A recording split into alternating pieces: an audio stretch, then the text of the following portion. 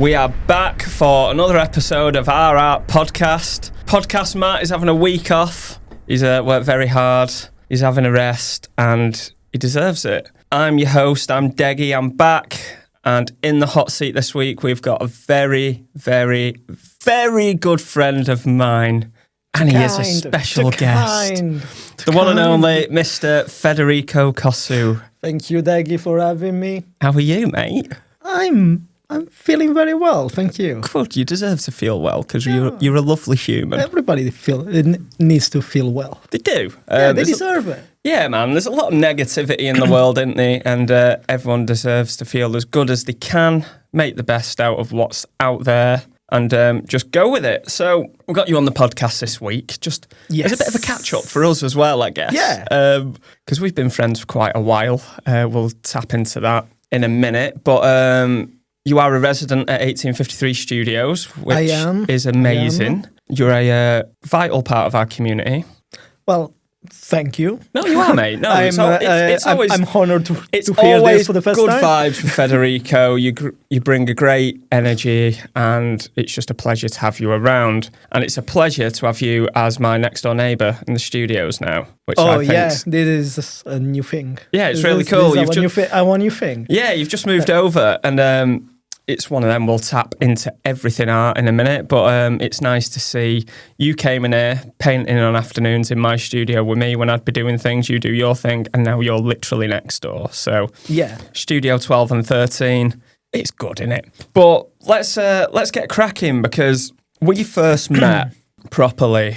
I remember. So my bandmates, Charlie and Arjun, was like, Deggy, you need to come to this gig in town tonight. And I was like, I really want to be there, but I've got tickets to watch Backyard Babies and the Wild Hearts that night. And that was on the 31st of January, 2020. And I remember it because my band's debut album came out on the same day. Yep. And you was playing at Big Ands, a loyal institute in Manchester that we all love. And I went Our Graceland. Huh? Our Graceland. It is our Graceland, you're right. And I remember I went up there after I went to watch Backyard Babies and the Wild Hearts, and I met you properly for the first time that night. Arjun and Charlie were just losing it. They was like, Deggy, I can't believe you missed Federico's band, Shiva Maker, were amazing, all this. And then I started listening to your band then, and I was like, yes, this is just what I need. This is a kick in the arse that I've wanted for ages. It was full-on action rock meets classic rock in there, meets punk rock, and I was like, this is just, yes, love this. Oh, thank you. I remember you came to our record launch show the month after in a very, very cool, like knee-length, leopard print furry jacket. And I was like, this guy... I don't have that jacket anymore. This guy has got... He's got a style. He's got steez. But, you know, like when you're in Manchester and you can be 100% who you are. Yes. You are surrounded by people who actually reflect that. Mm-hmm. It's just going to get worse and worse in the most positive way. And it's good. Influence it is good. To it's be fun. yourself. Yeah, exactly. It's great. Man. That's it. And it's just like, I think, going on to that, influencing to be yourself, it's like me and you are, first and foremost, we musicians, that's what it were, and then we got into art and painting a little bit later down the line, and as we were nattering a little bit before this, was a necessity. No, I think. No, it was just like in lockdown, like, cause I painted in college and stuff. I got told I couldn't do art because spray painting weren't respectable enough in secondary school, so I never pursued it in education. But I always did it for fun. And I fell into it in lockdown when we had about 100 gigs cancelled that year. Debut albums just come out. Everything's been canned. And that was a big takeaway for me to get into something creative. And you were saying before something similar happened. Like it was during lockdown you started painting? Yeah, no, exactly. It happened to us with Shiva Maker. We got our first EP and the lockdown happened. So everything froze. And we end up being at home. And what do you do when you're home? You can't play gigs at home. That's why I'm saying it was a kind of a necessity because you have to express yourself in some way. You have to do something, and then you have to choose. Or you watch Netflix 24/7, or you go and buy some paint and do something. And it started like as a killing time thing, and then you like it more and more and more, and in the end you you just spend hours and hours in your bedroom until 3 a.m. And it is exciting. It's like you find something new to do, you like it. And for me personally, I've never been to art school either. Mm-hmm. I just had, people in my family involved with art. My mom, she was a teacher, but she was a painter. And my great uncle, he was, oh my God, he was everything. He was like he was in the military, he was an astronomer, he was a poet, and he was a painter. And so I think in some way this thing just got back to me like in an unconscious way. But again, like I will never say I'm like them because they were like, they were good. And I don't know. I still don't know what I'm doing. I have no clue what I'm doing, but I just love to do it, and I find my kind of logic in doing it. And it started in lockdown. Yeah, it started in lockdown, and it's one of them. It's like 2020. People look back on that year with so much negativity, but for me, it was like the rebirth of myself. I found a new calling, and it seems that way yourself as well. And it's like your art is just so striking, and I absolutely love the way that you use texture to build it up. I think like I look at your stuff and I'm like, bloody hell, he's a god when it comes to that. Like the way you can put materials onto that canvas to create interesting textures is, I'm in awe of it, mate. It's a skill that I'd kill for. But I don't think I think everybody can do that if they want to do it. I like to see if I see a scraped wall and I want to try to reproduce it. And then before I used to do it just with the paint, and then I thought, why don't we try to use the actual ingredients of the scraped wall? And then I think I appreciate what you're saying, and I think everybody can do what I do. Stop it. But the difference is that I can be bothered doing it. If that makes sense. Mate, it's one of them. You've got a beautiful body of work together at the minute, and it's going to be showcased in a couple of weeks because you've got a show with us here at 1853. Yeah. Do you want to tell us a little bit about that? Yeah. So the event is called, how is it called again? It's called Footprints. Footprints and Menhirs. That's the one. Yeah. And it started as my journey from coming from Italy, Sardinia to Manchester, and try to revisit, my roots and the roots of my new home, which is Manchester. I want to do this through the paintings and through music, because I'm bringing from Iglesias, my hometown, an amazing musician. He's an ambient musician. He's called Francesco Perra. He goes by the name Perry Frank. And the idea is doing this dual event where you have the artworks, but you have the ambient music that brings the vibes and the feelings of those artworks. So it's not him just playing background music. He's going to have a proper 30, 40 minutes live show. Amazing. Because he deserves that. Absolutely. And the idea is like making people see and feel. I get it, because I came in your studio a couple of weeks ago and we shot a little video in the studio with you, and you said some things in there that really grabbed me. And there was one of them, and you've just touched on it a little bit there. It was just like, I didn't go to art school. I don't know what I'm doing, but I can tell you how I feel through my paintings. And that really, really, that got me. That I was like, well, it's important. It is important. It is important. I think you can't fool yourself. You can't fool yourself when you do, if it's music, if it's art. I think everything is creative and artistic in a way. Everybody who has even an office job, or the people they can't see now, but they are behind the scenes right now. They are artists. Everybody, they have a way to express themselves. Everybody has creativity. People who think they don't have it, they do. They just use it in a different way. And saying this, I totally forgot what you asked me.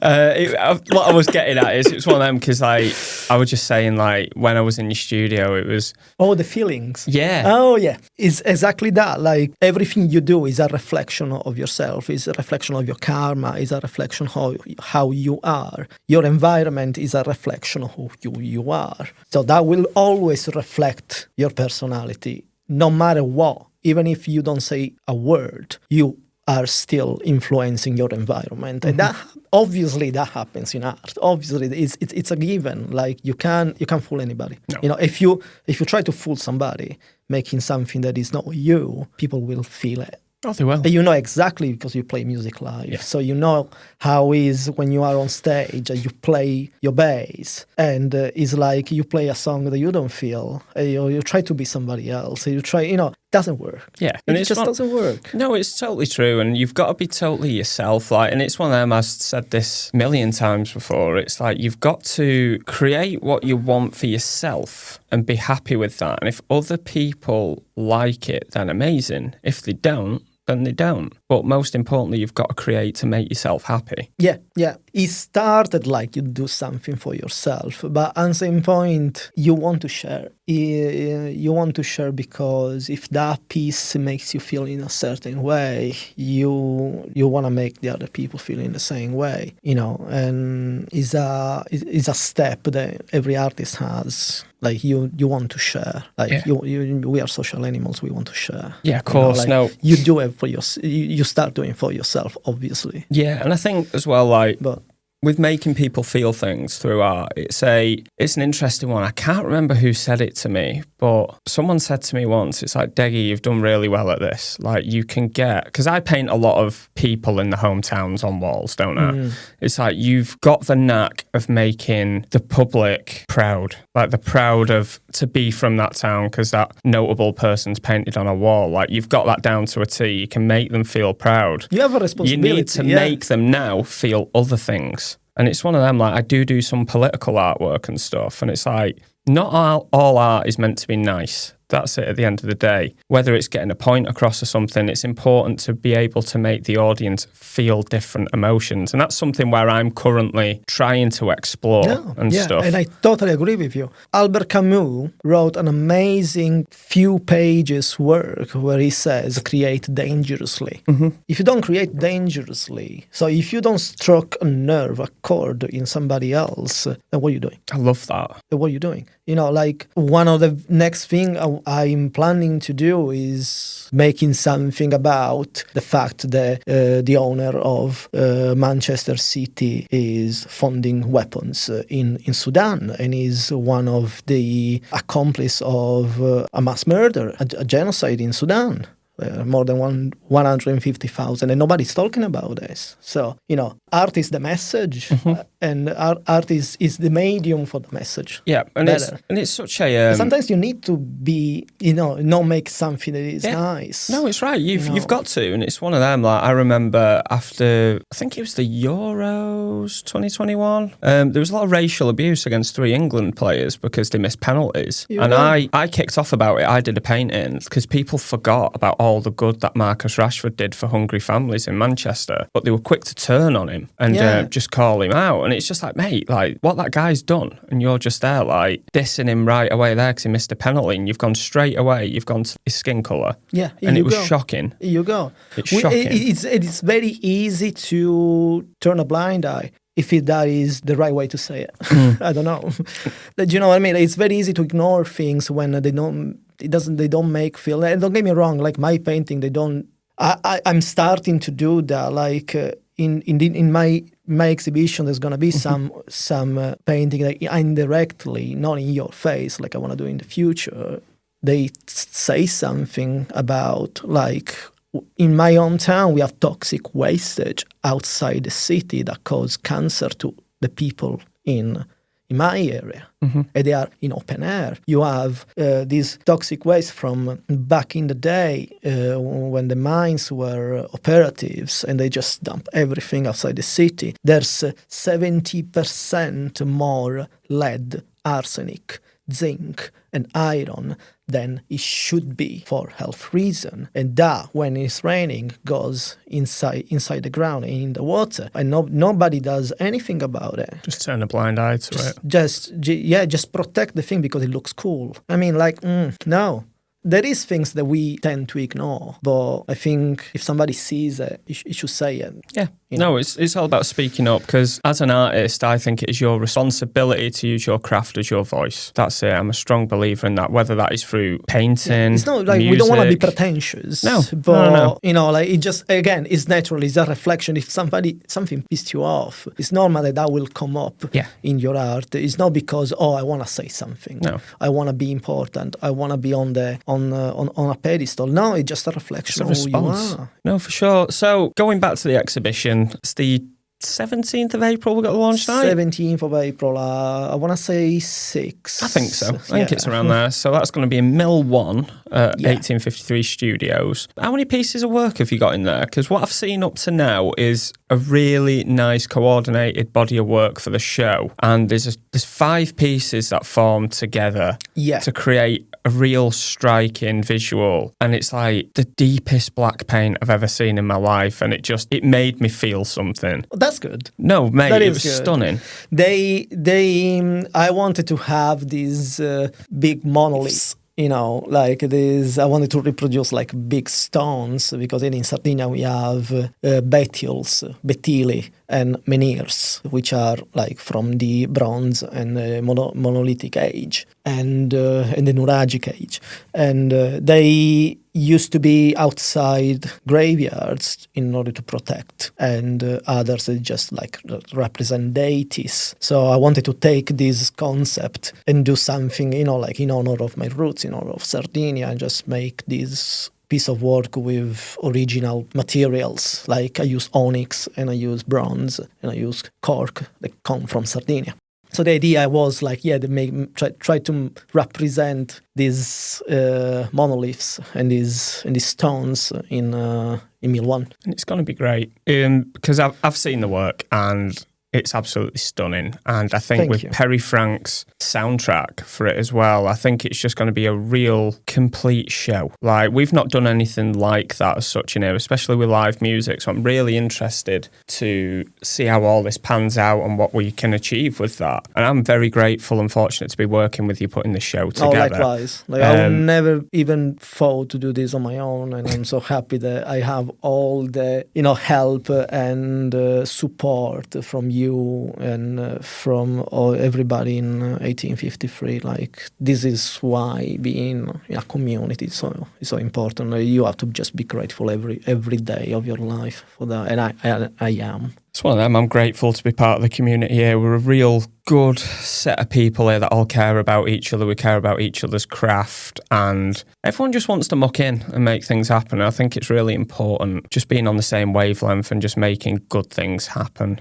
So I reckon it's time we talk a little bit about music now. Little bit. Okay. Yeah, because we're both in bands. We both like similar things. So where did the journey start for you? When did you fall in love with music? With music? Oh my God. And who were the bands that got you in there? Because I've never actually asked you this, and I've known you for years. It's true. We never talk about this. I think it was when I was around 11, 12, and my brother Alberto was listening to The Clash. Mint. And when I heard The Clash, I say, what's going on? And I was like, I think that was worse than puberty. In the most positive possible way. Yeah. And I think that is the stepping stone. So, I think that was the moment. I would listen to Rock the Casbah by The Clash. What a song. From the next room. I just love. In my house. I adore the making of that song. Do you know how it all came about? It's all Topperidon. Yeah, so Topper, the drummer in The Clash, had this jingle like on keys that he was messing around with, and the band were meant to be coming to the studio, and they were late, so he was like, okay, I'll just mess around. He laid something down, then a little bit after that, put a drum beat behind it. Oh, they're still not here. Yeah, okay. Pick the bass up, put that on. And then they turn up eventually. And it's like, where have you been for the last few hours? Got this. And literally, Mick Jones had nothing to do because it was all tracked. So they used his Casio sports watch for the sound effects in there. Joe came and laid the rhythm guitar down. And the Clash's manager, I think it were, gave a bit of a bollocking to him because the songs were getting really long. And Joe went to the bathroom and wrote the lyrics for it in a couple of minutes with one of the best starting lines of any song. The king told the boogeyman, you've got to let that raga drop. And it's just like, there you go. You've said what's up down there. And then a masterpiece of a song followed from that. You told it to somebody who first, like, I didn't know anything about English language. Okay. But I was like, again, Sardinian 12. Yeah. 12. Yeah. You don't know what you're listening to. Mm-hmm. So it's nice. It's nice. The Clash are such an influential band. And I know they get a lot of credit, but I don't think they get enough credit. What was your moment? Getting into music. There were quite a few, but there's 3 bands that really swayed me into music. And I think Motorhead was the one where I just realised, like, who is that? What are they doing? I need a bit of this. And then Turbo Negro, that was another band. They're a Scandinavian glam punk band. So it's kind of like, imagine the Sweet, but amped up a lot. Exactly. Oh, I love Turbo Negro. Don't get me wrong. I know you do. We've spoke at length. That's why we're friends, I think. I come up with Turbo Negro, I think, several years after I discovered music in general. And I'm happy that you say Turbo Negro because it was like, I can say I found my personality and my identity when I discovered Scandinavian rock and roll. Mm-hmm.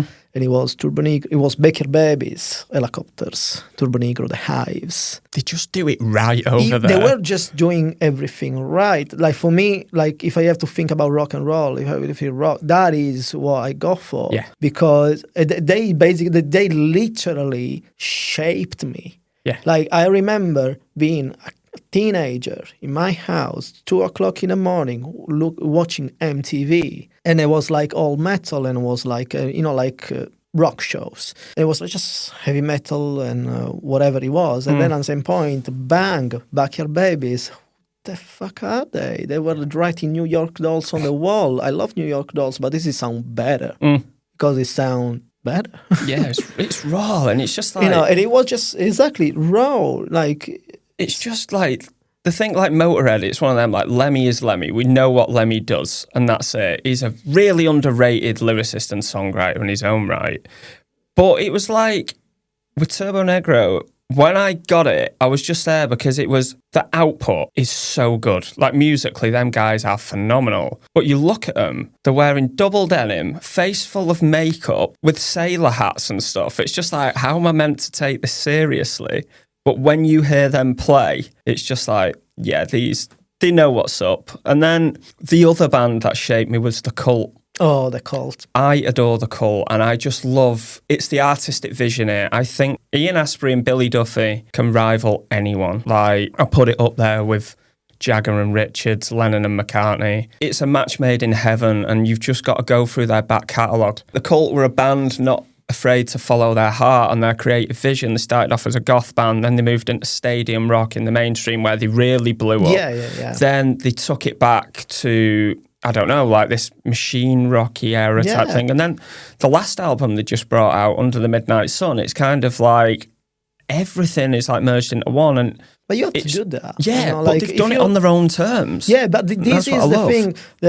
We were talking about Kiss before, and it was like, you have to follow. Like, you can not change. You change every day. In 6 years, all your cells are dead and reborn. Do you know what I mean? You're not the same, literally, you're not the same person. 100%. So how your music is still the same. Mm-hmm. It can't. I always respect, I have so much respect for the bands that they evolve, they do something different every time, because that's deep. Like, I love Porcupine Tree and Mars Volta. They do incredible stuff. They're never the same. Like, I love David Sylvian and Japan. It's always different, and that is exciting because you never know what will come up next. And I think you've summed it up really well, because I went to see your band last week. Yeah. I've not seen you for a little while, but like, I always keep tabs on what you're doing. And like, when I first heard yous, I got given like this 4 or 5 track EP of just very Scandinavian rock type thing. And I'm there like, yeah, I am well into this. It sounds like Turbo Negro meets the Hives, meets the Helicopters, meets Backyard Babies, meets Glucifer and stuff. Everything that we love as a band, you just got there. But now, I came to see you last week, and you played a song that is 25 minutes long. Yes, and you're not afraid to move with your your style is not afraid to change, and influence shines through in there. No, it can be. Like we're not doing this to get famous. I think that train is not our train. I think like if it happens. But I don't think like we don't play for that. Mm-hmm. We play as you said before, something that you do for yourself, mm-hmm. and then you want to share it. So that is why we do gigs. But like imagine if you were playing for pleasing people, try to repeat a formula. Like Status Quo. Yeah, or like... I love Status Quo, by the way. Or like, like Kiss. I'm sorry to say it. It doesn't work. Like, you feel in that way, you have to play that way. If the song is 25 minutes, it's going to be 25 minutes. But not because, I want to make it 25. No, it's just because... Let it be. Let it be what it has to be. You just have to let it be. And that's it. It takes you on a journey. Yeah, it's a journey. Like you can't say, "Oh no, but we play rock and roll." No, we don't. We decide what to do. And again, there's no manager or label that's gonna tell you what to do. We're not in that position. Like if people will like it, they like it. Again, it's ourselves. It would be very wrong just to end up. I play blues, I play rock. So I have to play the riff, play the solo, chorus, and you're probably going to end up stop playing. Yeah. And people will stop listening to you because, one, there's so many other bands doing exactly the same. And then you can be a child of Instagram and Reels and and it doesn't, but is it who you are? And no. Like, why pigeonhole yourself? That's it. Why put yourself into that thing? Why close it when you can open the box and do what you feel and explore with that? Because you can never learn too much. No. I remember when I was in Italy, and one thing they did right when I used to work for a hairdressing company, the motto was never stop learning. And it's true. It is true. It's true. It's a good piece of advice. Never be content. That's how I look. I always look for the next thing. Like, obviously, I'm happy when I've done something like that, but it's always like, what's next? You need that hunger to propel you to what is next. And that brings me to my next point. Like, once you've done the Footprints to My Ears exhibition, you touched a little bit on an idea with the Man City owners. Like that's a little bit of an idea for art, where you're going to go for what's next. But like, what's next for Shiva Maker? Like, what's on the agenda there? What's the year looking like? The next step is making money. yeah. I mean, good. No, like joke apart. Like we need to raise some funds to record our new materials. What you heard in Grand Central a few weeks ago. So once we got the fund, I'm thinking to do like a GoFundMe as well. Good shout. We're gonna record this album. It's gonna be released like step by steps, probably single by single. It's called, if I remember how it's called. It's called. I don't remember how it's called. And it's all good. But like is that is the next step. Yeah, that is the next step. It's one of them. I remember how it's called. It's called Younger Dryers Revival. There we go. Here we go. I remember though a couple of years ago, because we found ourselves in a bit of a similar boat. The new album was recorded, but we used all our money to record it, and we needed money to release it. And we was always skeptical. We never wanted to ask for anything. But in the end, I was like, guys, I think we should look at doing a crowdfunder, because at the end of the day, if we do a crowdfunder, that's fine. But you're taking your audience on a journey with you then, and people want to get on that bus. They want to come on the journey with you. They want to see things develop to the album coming out and the release show, and then there were certain things where it's like you could. But it's like I hope that is going to happen to us as well. It will happen, mate. Like I don't. You'll be surprised. I hate asking for money. I don't think we're begging, because we're going to give something in return anyway. And I remember just last gig we played our second to last single, Falling Down, opening, and then good tune. And then thank you. It's a good tune. And then we did the new materials, and people were, like buying the EPs, buying our merch. And I had to tell people, look, you can get it. It's nice. We play this song from this EP, but bear in mind all the others that no. And they were happy anyway, But I felt like I need to put this out. At some point, I need to put this out. So I think the plan is playing gigs and actually communicate this. Like, just, you don't have to be cool. Unfortunately, I can't play cool. Like I will be on stage and say, guys, if you like to listen to this in your living room, we probably gonna need your help. Mate, that probably is going to happen. I just love, I can't play cool. You are like the coolest person on stage. You've got a Les Paul Jr. slung low and you're absolutely going for it. He's actually a Gordon Smith. I know, but for the consumer, it's easier to say that. For the consumer. Yeah, but it's one of them. So before we wrap it up, where can people find you for your art and where can people find the band? Just one last plug for the exhibition and then I think we're all good to go. Right, so they can find me on Instagram at Shiva Maker and at Federico Cossu on Canvas. That is the major thing for now. I'm planning to build a website, but at the moment, that is where they can find me. Step by step. Step by step. Baby steps. I always prefer emails, so Federico Cossu on Canvas at gmail.com. Amazing. And make sure to come to 1853 Studios Mill 1 Gallery on Friday the 17th of April at 6 p.m, where Federico will be having a wonderful show, Footprints to Meniere's, and Perry Frank will be providing the soundtrack there. It's going to be a really special night. And the show is going to be up for the weekend as well, isn't it? It's going to run to the 19th. It's going to run 3 days, yes. Amazing. So you've got a short window there to get it. Come down. You can have a brew. We'll look after you. And you'll have a lovely time. Thank you for coming on the show, Fed. Thank you. It's been a pleasure to catch up with my old friend and actually talk music for once. We've not done that for a bit. We never do that. We should. We should. I think we should go and put a record on and have a brew. That is a very wise decision. I think so. Let's do it. I'll see you all next week. Have a wonderful time. And I'm going to leave you with a comment from a band I think you're going to hate. I don't hate anybody, called Skid Row. Skid Row, I don't hate them. Bless them. Because there's one thing that stands out with there. And when you break it down to it, I'm a big advocate in follow your dreams. Make the best out of it.